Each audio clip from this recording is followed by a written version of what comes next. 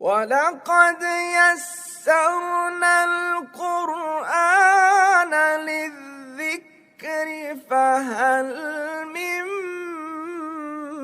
مُّدَّكِرٍ۔ السلام علیکم، امید ہے آپ سب ٹھیک ہوں گے۔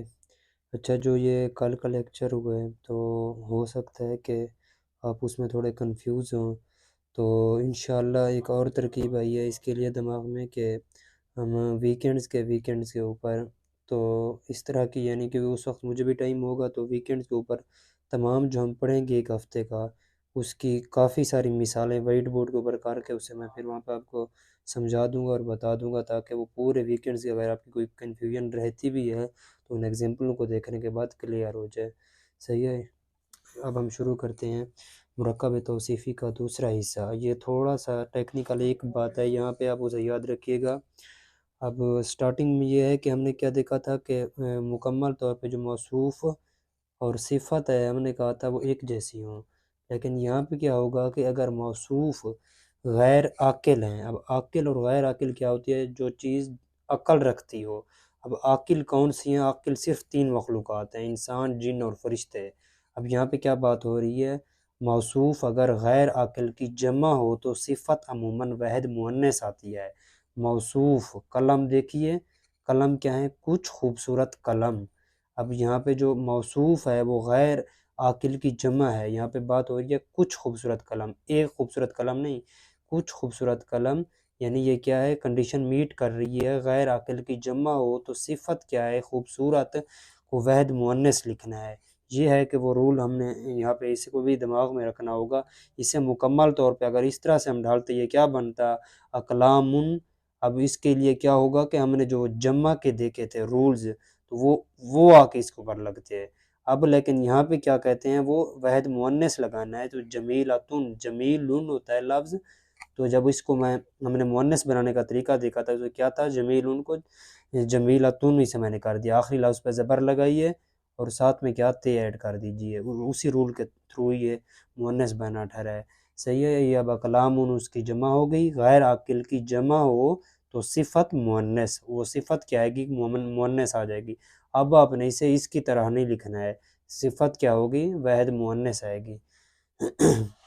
اب دوسری بات یہ ہے کہ یہاں پہ جو جس بات کا کہہ رہا تھا کہ ٹیکنیکل بات ہوگی تھوڑی سی، وہ ہے کہ جب معرف باللام، اصل میں معرف باللام کا قاعدہ ہے، لام تعریف کا ایک قاعدہ ہے کہ زیدن جو لفظ ہوتا ہے نا دو پیش کے ساتھ، یا زیدین یا زیدن، ایکچولی یہ لفظ کس طرح ہوتے ہیں؟ زیدن، آخر میں نون ہوتا ہے اور جزم ہوتی ہے۔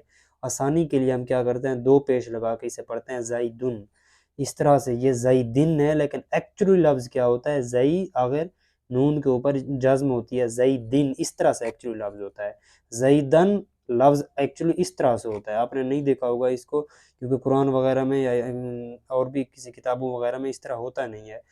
اب ہم دیکھتے ہیں کہ قرآن میں کیا ہوتا ہے اس لفظ کے بارے میں، وہ ہم یہاں پہ دیکھتے ہیں۔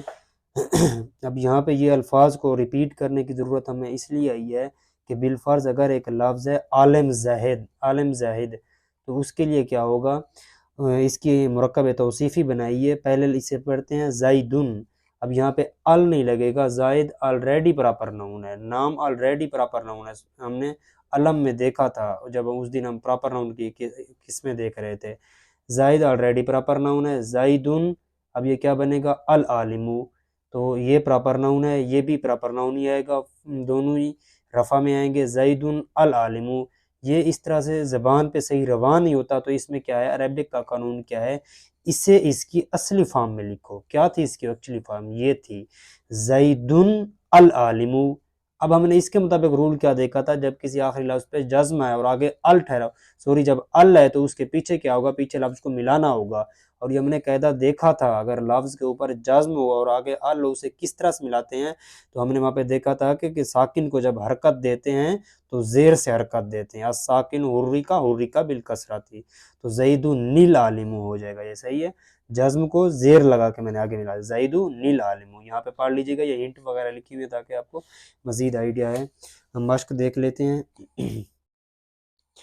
یہ آپ انہیں دیکھ لیجیے گا، تمام لام تعریف کے جو قاعدے ہیں انہیں ساتھ لکھ کے آئے گا۔ یہ ضرور کریں اور پریکٹس کیا کریں تاکہ آپ مزید سے مزید سیکھ سکیں. اس سے ہوگا یہ کہ تمام قاعدے آپ کی زبان میں رہیں گے. اب یہ الفاظ میں نہیں ذخیرہ الفاظ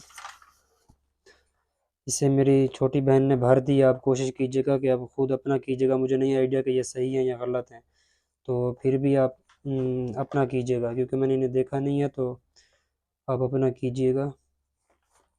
اسے آپ ویڈیو پاز کر کے جو پھر جو آپ کو PDF لنک کے نیچے لنک میں دیا گیا ہے وہاں سے آپ ڈاؤن لوڈ کر لیں بک. یہ قرآنی ایگزامپلیں اگر آپ یہاں سے دیکھ کے کوئی معنی وغیرہ اگر آپ کو آتے ہیں تو کر لیں، ورنہ کیا ہے کہ آپ یہاں پہ رولز دیکھ لیں کہ کیا کیا قرآن میں استعمال ہوا ہے. ٹھیک ہے، شکریہ. اللہ حافظ. انشاءاللہ نیکسٹ لیکچر میں ملتے ہیں.